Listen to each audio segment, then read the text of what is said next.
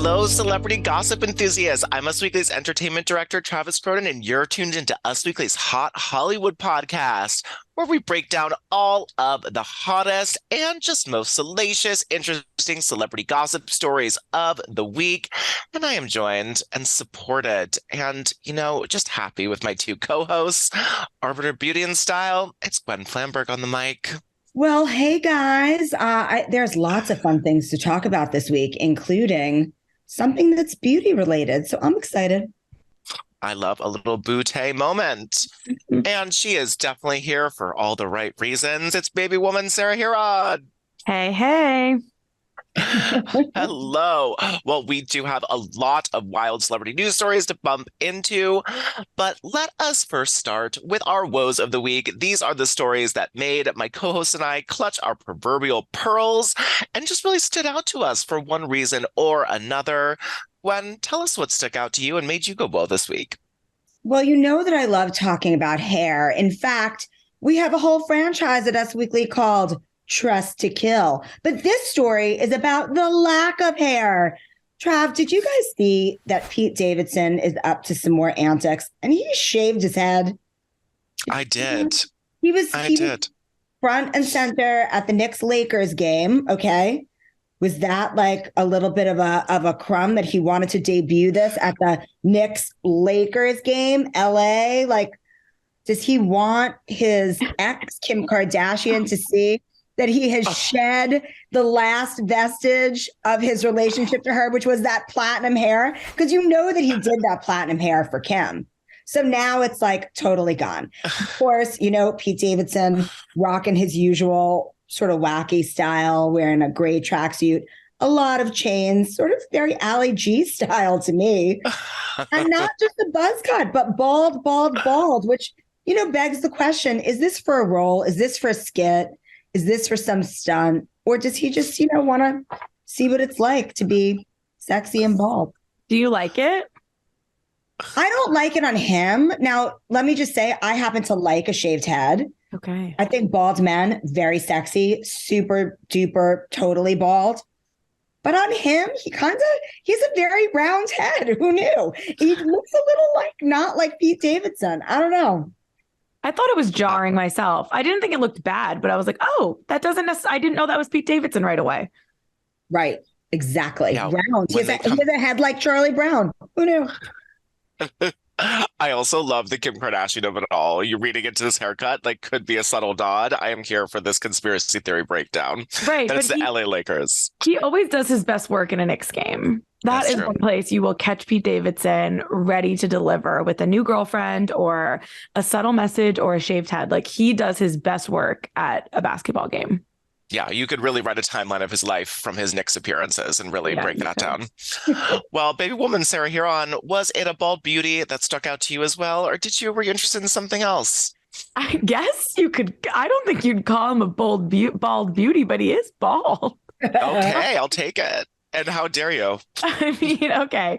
So just when the whole Housewives universe have shifted focus to care about Jen Shah and her legal drama, which she is expected or will be ordered to report to prison by February 17th. So the countdown is on there, everybody, just so you know. But just while we're distracted by Jen Shah, a more OG legal woe has resurfaced in the Housewives universe. Tom Girardi has been indicted. So you might be confused because Tom has been named in lawsuits since fall of 2020. Following this alleged, all these crimes where he has been accused of embezzling money and fraud from his clients. He's a lawyer, he was a very high powered lawyer, Aaron Brockovich, anyone. And he has been accused in many civil lawsuits in the last 3 years of stealing money from his clients. So these are the clients themselves or the companies themselves, and a company or a team suing Tom on behalf of the clients. So it's on their behalf. They want their money. The plane crash victims want their money. Whoever else he stole, the burn victim wants their money. People he specifically stole from, not the government taking action against Tom Girardi. So And in all of those, Erica was named because she was on his bank accounts and, how she was spending the money, was she spending the money that Tom allegedly stole and all of that. But as Erica has said on Housewives many times, she has not been charged with the crime. And that is true. Now, Tom, who is 83 and allegedly has dementia and Alzheimer's and has been living in a memory care facility for almost 2 years, has officially finally been charged with a crime. He's been charged with 5 counts of wire fraud and accused of embezzling more than $15 million from his clients. These are charges that have been filed by the government in California, and he faces up to 20 years in prison. Erica has not been charged with the crime still. The investigation is ongoing. It's possible she could be a witness. It's also just interesting what's going to happen here since he, again, has been in a memory care facility for 2 years. His brother is his trustee, his conservator.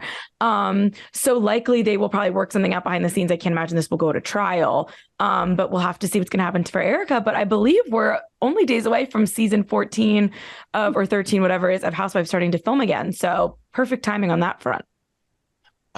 Bravo is always there for all the legal woes. They really do a great job at that. Well, my woe of the week. What made you go row? Oh, thanks for asking. Well, my woe of the week comes from someone who called us all poor.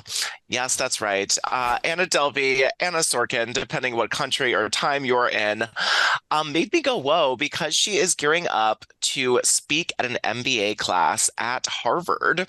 According to page 6, Harvard has some time to brace itself because it's just in the planning stages right now. She's, of course, under house arrest at the moment, so I don't know if she'll zoom in or wait till she's released. She's still serving house arrest for her multiple fraud charges in 2019, 4 counts of theft, 3 counts of grand larceny, stack them up.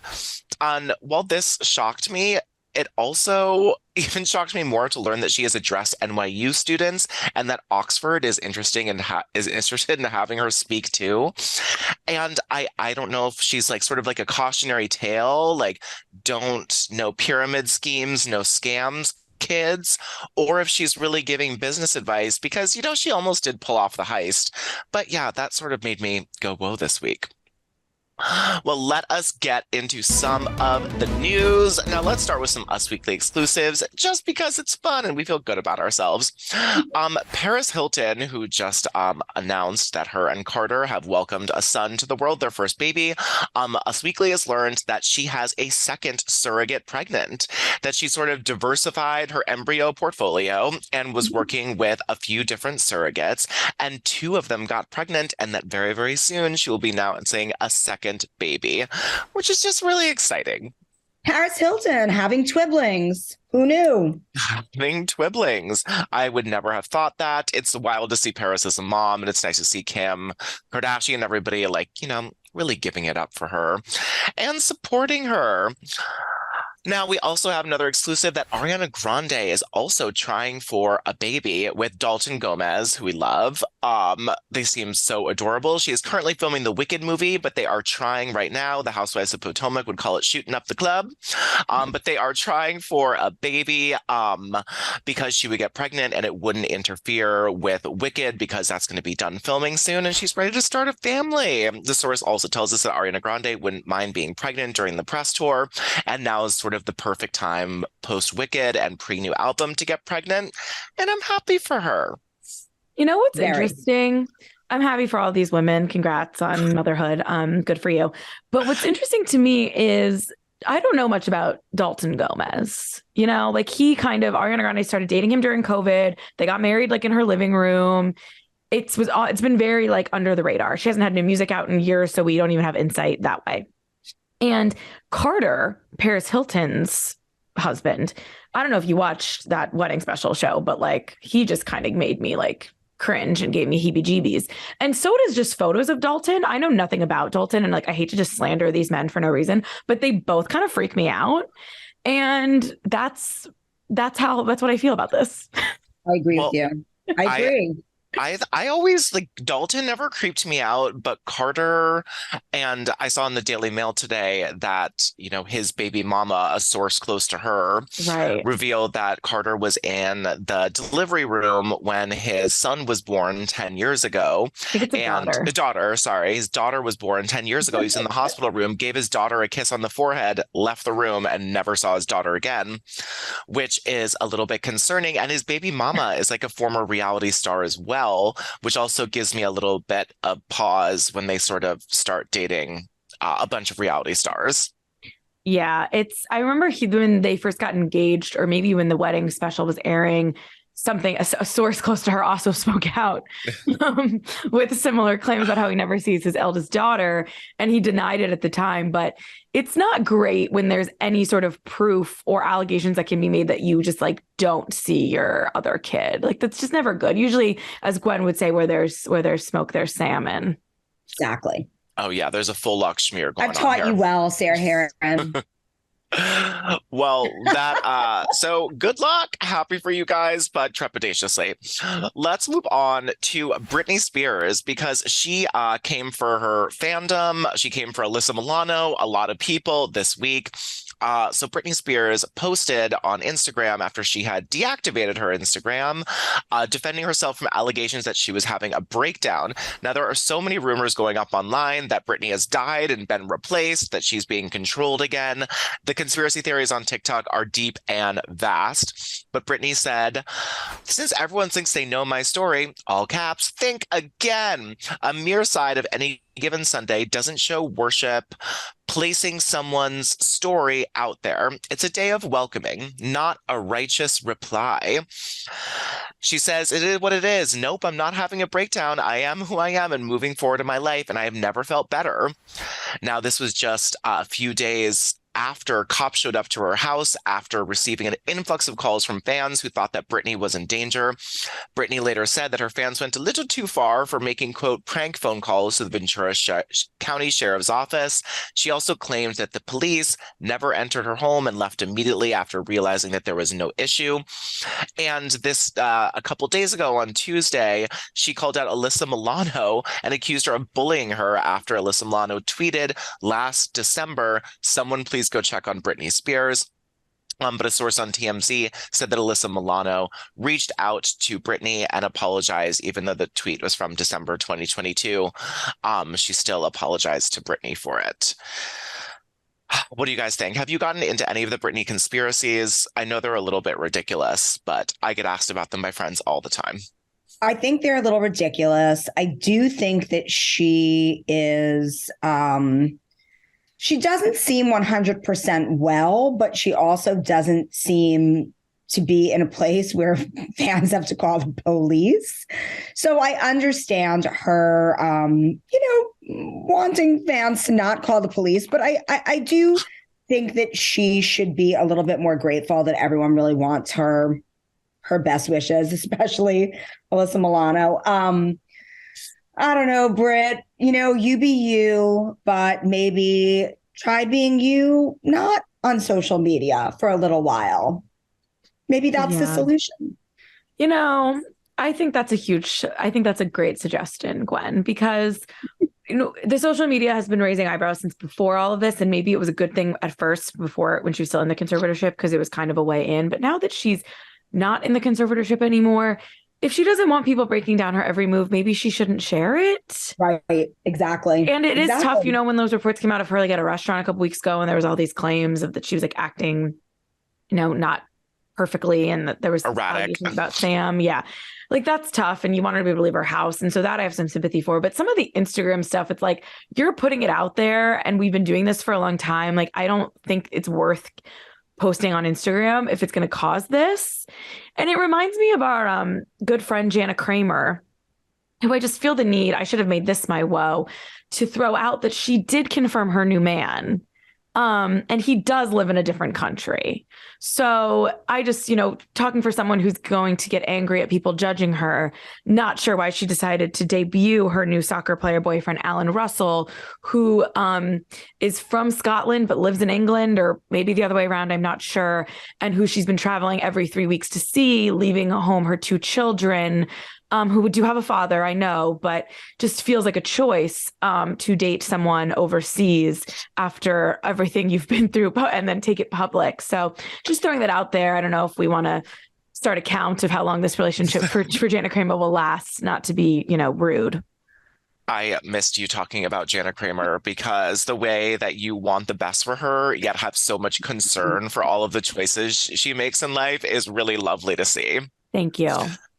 Yeah, you're a true fan for her. Well, let's move on to Tom Brady because he has announced his retirement, as we talked about last week. Again, second retirement, very Cher. Very Cher. But very Cher. This is his last farewell tour. But Giselle commented, he posted a photo. Bridget Moynihan and their son Jack was in it. Giselle Bundchen was in it. And Giselle commented under his photo, wishing you only wonderful things in this new chapter of your life. She said under his Instagram announcement, and just hours earlier, Tom Brady declared that he's, quote, retiring for good, and gave a nod to again, and he sort of gave a nod to Giselle. He says, I know the process was a pretty big deal last time, so when I woke up this morning, I figured I just press record and let you guys know first. I won't be long-winded. You only get one super emotional retirement essay. And I used mine up last year. Lol. This post also contained a carousel of photos, like I said, but with him and Giselle's two children, Ben and Vivian. It's nice to see, his ex, Bridget Moynihan, and Jack. I know Sarah Huron loves that. But it was nice that Giselle commented and that they seem in a way better place than the last time he announced his retirement and then took it back days later. I just feel like it's white noise at this point. So, you do you, Tom Brady. I don't know that the fans really care anymore because he ruined it. When you just cry wolf over and over again, it's like, whatever. Go do whatever you want to do. I know. It reminds me of Ashton Kutcher in that Esquire profile that came out this week, which was very juicy, said that he was kind of in a place in the last couple of years where he might be done, but he wasn't going to announce it because what if he changed his mind? And also who cares? And I know with sports, it requires a little bit more of a turnaround and you have to, people need to know if you're on their fantasy team, but versus being in the movie. So I get that it's not exactly the same, but I want to talk about Ashton Kutcher, so I'm making it the same. Those were so many wild revelations in his memoir. He talks about him and Demi Moore suffering through a miscarriage that led to Demi Moore talked about it in her memoir, and this was him acknowledging it for the first time. Yeah, and then all the Demi stuff was sort of what stood out to me. But Ashton, I feel like whenever he speaks, his way of being is sort of aggressive. His revelations just sort of come off harsh. He doesn't do that much press anymore because he hasn't really done many movies, and he's promoting this movie with Reese Witherspoon, and it was just a very old school profile of a celebrity where they asked questions about their whole career, and it was very long and clearly had done multiple interviews, and he said that he was effing pissed when Demi Moore's memoir came out. And if you remember, I loved that memoir, right up there with another one we're going to talk about in a second. And she did reveal a lot of stuff about his cheating and about her miscarriage that she had when she was 6 months pregnant and stuff that no one knew about them. And he said it was at the time in his life where he felt like paparazzi stopped following him and Mila, he had his kids, he was fine. And then the next day it was everyone cared about Ashton Kutcher again because of these revelations in this book. But obviously Demi Moore can share her story too. So it was a lot of stuff about that. And then for me, it was with that 90s show coming out, I had been doing deep dives on what the cast had said about Danny Masterson for stories, and the majority of them hadn't said anything. So it was almost like I willed this out in my what has That 70s Show cast said about Danny Masterson gallery, which didn't have many answers in it. And then Ashton Kutcher does this interview and says a lot, and he's still in touch with Danny Masterson. He's worried whatever he says because Danny Masterson's kid will read it one day. He said that he, always stands with anyone who feels like they've been violated, but at the same time, he would hope his friend would be found innocent, but he's not the judge. It was a very real reaction of of course I want to stand up for my friend, but if I do, then everyone says I don't believe the victims. But of course I believe the victims. I have a sex trafficking charity, kind of in a circle. So I'm really surprised that he agreed to answer even a question about it because he hadn't in so long. And as you know, Danny Masterson is starting his second trial starts in March after the first trial was a mistrial for 3 counts of rape. So crazy. It was. And that trial was going on right down the hall from the Harvey Weinstein trial. They were literally happening in the same hallway, like 3 rooms against each other for so many days. And I feel like there's been too many Danny Masterson trial dates because it's still alleged, but I mean, it's looking really bad for him. I know. I mean, these allegations first came out in 2017, but there was no legal stuff filed yet. Then there was like a civil lawsuit. And then it was not until 2020 that there was a federal, like government, like Dan Masterson versus the government lawsuit. Yeah. And it finally went to trial. COVID delays and stuff went to trial, mistrial. And then they tried to get it, the second trial dismissed. And the judge was like, I believe that there's, more to hear. And we got to get a new set of juries in here. And I was just summoned for jury duty for the first time, you guys. So maybe I'll get to be on a fun trial. Boy, I hope for you, you do. Jury duty can be really fun if you get on a good trial. If you don't get on a good trial, it is hellaciously boring, unless, as Travis was on grand jury, which you loved it. It was great. So what does that mean? Oh my God, it means that I had to do like 4 weeks of deciding whether cases got brought to like a real court case. And they were all drug charges, and everything happens in Times Square and Port Authority, and it's always crack. But it was just like, it wasn't that interesting and it was depressing, but I was glad I had a book because you're not allowed to use your phone and there's a lot of downtime. Do they want me to crack? Yeah. You would know your summons would be for grand jury. No, I think I was just, they said for the length of up to 1 week. Or the length. My last jury duty was literally a day. It was like half a day. It wasn't even, it was wildly short. But I'm not sure if the courts know that they have summoned a lawyer. A paralegal. Yeah. They might replace the judge with me. Well, they really might. And baby woman, you are not the only lawyer now in the world, because there is a brand new person who is finding her legal footing, and her name is Gia Guidice, if you're nasty. Gia Giudice, the daughter of Teresa and Juicy Joe, as he prefers to be called, has taken a new job, but actually internship, as an immigration lawyer. Now she is 22. She's 22 and will graduate from Rutgers this year. And she announced her plans to start working with attorney Kathleen Martinez, who is an immigration lawyer who offers services in all 50 states, after she graduates from Rutgers in the spring. Referencing Elle Wood's famous quote from Legally Blonde, Gia and Kathleen shared a joint Instagram post, said, "What? Like, it's hard. We are so excited to welcome Gia Giudice to the firm." And she clarified that she will be interning for us. She is not a lawyer fresh out of her undergrad. Louis commented under some congratulations, Teresa's new husband. And this is coming 3.5 years after her dad, Joe Giudice, Juicy Joe, was deported to Italy in October 2019, following his 41 prison sentence for fraud, the most common reality star. Prison sentence. Oh, I said 41 years. No, 41 You said 41 prison sentence. 41 months for fraud, as all reality stars. The most common charge they go away for is fraud, usually a little bit of wire. But I thought this was nice that she's sort of doing something to, help people like her dad, who she still loves and doesn't think did anything wrong. And I think it's sort of like a lovely little salvation story for Gia. It's interesting and totally meta, right? I can't believe that she's actually doing immigration law. She's pursuing a career in that field. I just couldn't believe how old Gia is. I know that years go by and with reality stars, we watch them grow up, but I still was wait a second, how is Gia about to go 22. into law school and is going to intern for this law firm? But I think it's really cool that she's diving deep and learning more about something that affected her family and that affects so many other families. So I thought it was super interesting.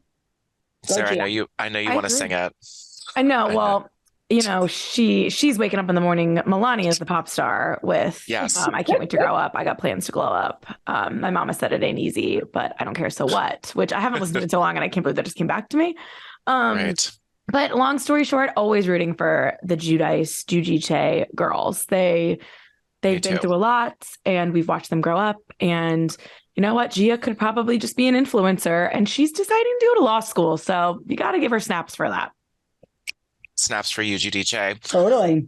Well, let us finally, Baby Woman has been excited to talk about this the whole episode. It is Jessica Simpson. Now, it turns out she didn't share everything in her best-selling memoir and Baby Woman Sarah Huron's favorite book read, for a celebrity memoir, or at least up there, open book. She did a new short story for Amazon Original Stories, and Jessica Simpson detailed a secret romance she had with a, quote, massive movie star years ago. She revealed a lot about their romance, except for who the guy was. She talked about how they met, where they kissed the first time, that they didn't sleep together. And this all happened at the 2001 MTV VMAs after party when she was on a break from then boyfriend Nick Lachey if you're nasty. Lachey. No, I know. I just like to call him Nick Lachey. I love his blind. But she was on a break with him, and Jessica Simpson on this Amazon story says, I was dodging calls from two boy banders, one from NSYNC and the other from Backstreet Boys. She said she was also dodging some music executives at this exact party. And then Jessica Simpson's trainer at the time recognized this, quote, massive movie star. And that's sort of how they got introduced. And Jessica Simpson says, he gave me a different hug, a modified celebrity embrace. We all know the type. He held me a few seconds longer than I expected. And our mutual friend, my bodyguard, was like introducing me to this megastar who I grew up thinking was so hot. He eyeballed me up and down and like he was undressing me with his eyes. Now, she talked about how much she loved getting hit on by this guy who she had idolized his whole life. But then like 3 days later, on September 11th, 2001, she got back with Nick Lachey, as she documented in Open Book.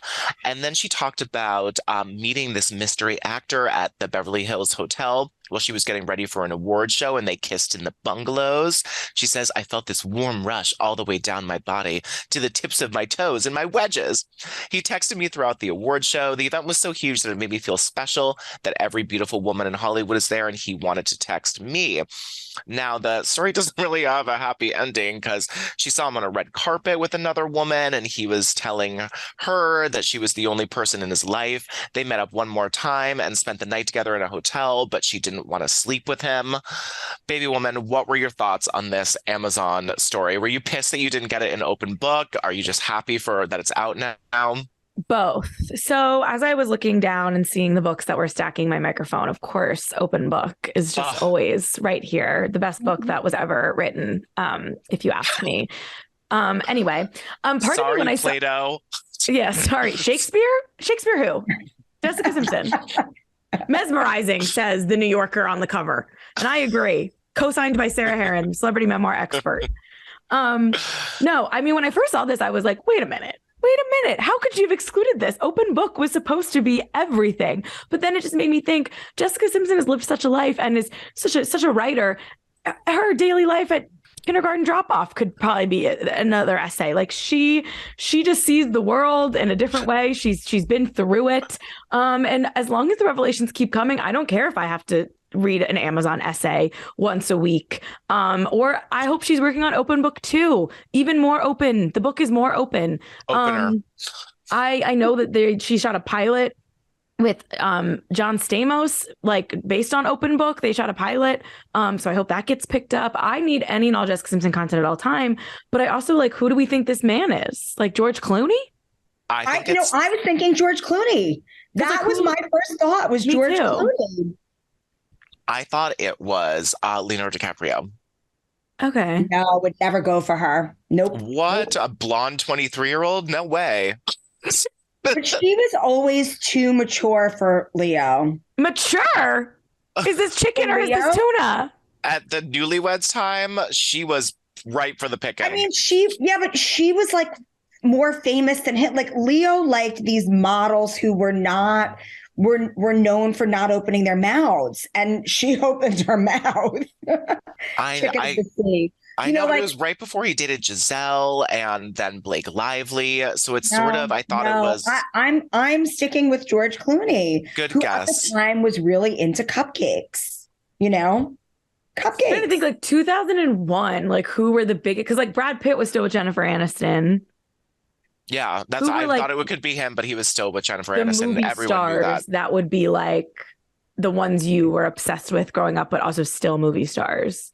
It really can only be like Ben Affleck, George Clooney, Brad Pitt. Like there's like 5 guys who I feel like could fall into this category of a massive movie star she was obsessed with growing up. And like, why not drop their name? Because Open Book is just full of name drops. So like, is it something legally? Is it because she's saving it for the sequel to the real book? Is it embarrassing? Like maybe he didn't age well. So she's like, I got to keep it, anonymous. I don't know. George Clooney's a good one that I never thought was possible, but that like totally makes sense because he was, I don't know, he was dating so many people at that time and just really hoeing it up was Clooney. That was really his heyday of when he was dating like every cocktail waitress, aspiring model at the time. Well, Jessica Simpson, tell us. Do you think Nick Lachey, who I know is happily married now, but in my mind, Nick Lachey gets this Google alert because I'm sure his name is in these articles about it because they were married. And at the end of every article, it'll say Simpson was previously married to Lachey for yada, yada, yada, whatever. He was currently with him at the time. Yes. And she was with him at the time. Like they were on their break. And she has said long before she's always credited 9/11 for them getting back together, which is wild. Yep. Anyway, let's go right past that. But do you think he got the Google alert? He's like skimming the essay and he's like, who was she with? Do you think he sent it to his brother, Drew, and was like, Drew, who do you think Jessica was going to almost leave me for? Like, who could this be? And they're going back and forth on their group chat. I think she told him. I think she told him. I think after they got married, she told him who this massive movie star was. Oh, okay. So now let's please interrogate Nick Lachey to see if instead of when he's doing press for The Perfect Match, the new Netflix show coming out that he's somehow the host of again, someone should please ask Nick Lachey who is the movie star that Jessica Simpson almost left you for in 2001. We are on. Or like, could it have been like Gerard Butler? Ooh. Really big at the time, and I could sort of see it. Yeah, maybe even like IMDb work Jared Leto. Even like Jared Leto. I wouldn't say massive, but like no, he would never go for her. No, I'm gonna spend my afternoon on Getty or Shutterstock looking at photos from the 2001 MTV movie. Or who else? I do know that Britney and Justin Timberlake were there, but that's it. Around 2001, or Russell Crowe. Right? Mm-hmm, yeah. She could want that gladiator. Well, I hope all of you listeners do what we do and go down a wormhole of looking at the 2001 VMAs after party photos, trying to link it up and just get your sleuth hats on and just really find out who this man is. Leave it in the comments. We'll be doing our own research. Maybe Jessica Simpson will unveil it with, a new Amazon little quick short moment, but that remains to be seen. But what's true is we're going to be here talking about it next week. Thank you to my hosts, Sarah and Gwen, for helping me spill all of this piping hot celebrity this week. Again, this is Travis Cronin, Us Weekly's Hot Hollywood podcast with your weekly peek into the glamour, glitter, fashion, and fame of your favorite celebrities. Because after all, guys, they're just like us. Yes, they are. All right, Googling 2001 VMAs after parties, Jessica Simpson. Thank you guys. We'll be back next week. Bye. Bye.